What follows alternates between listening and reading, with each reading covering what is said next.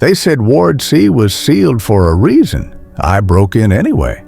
Now something followed me home.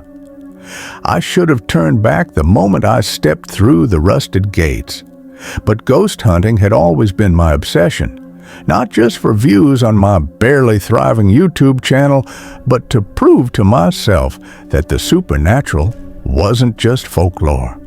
When I found out about Marrington Asylum, whispered about on dark web forums, I knew this was it. My million views video.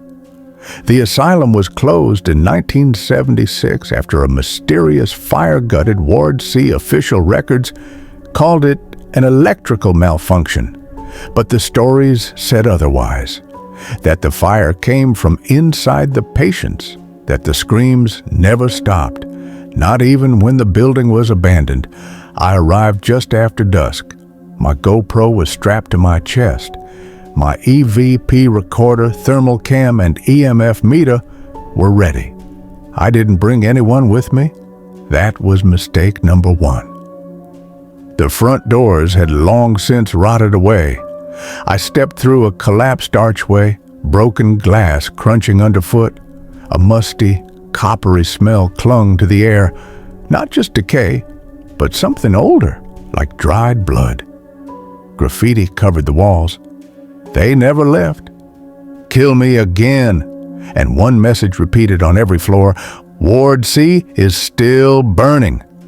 My EMF meter flickered as I passed a hallway lined with wheelchairs. They seemed placed, arranged, watching.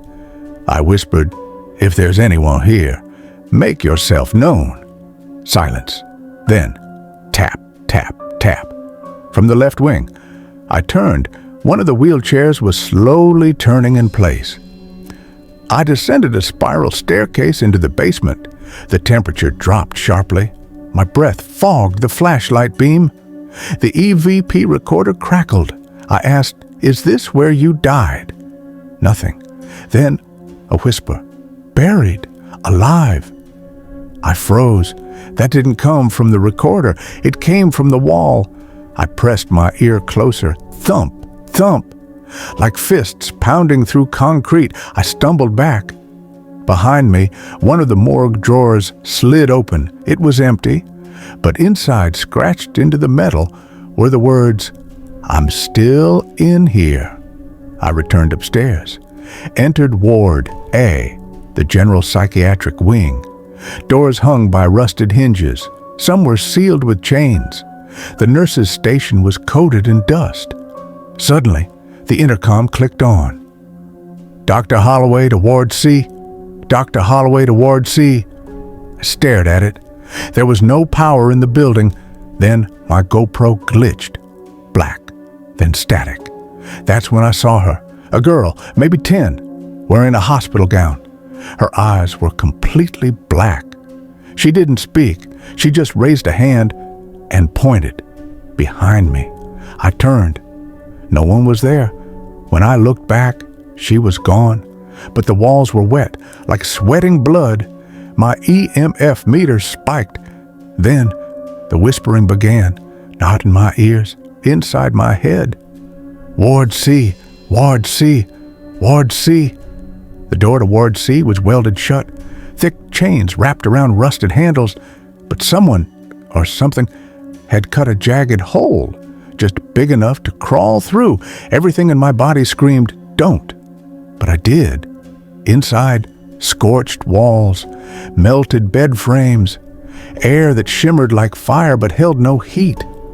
This was the epicenter, where 23 patients reportedly burned alive, locked in their rooms. Silence. No EMF, no voices, just silence. Then a scream, piercing, agonizing, inhuman. It echoed from everywhere.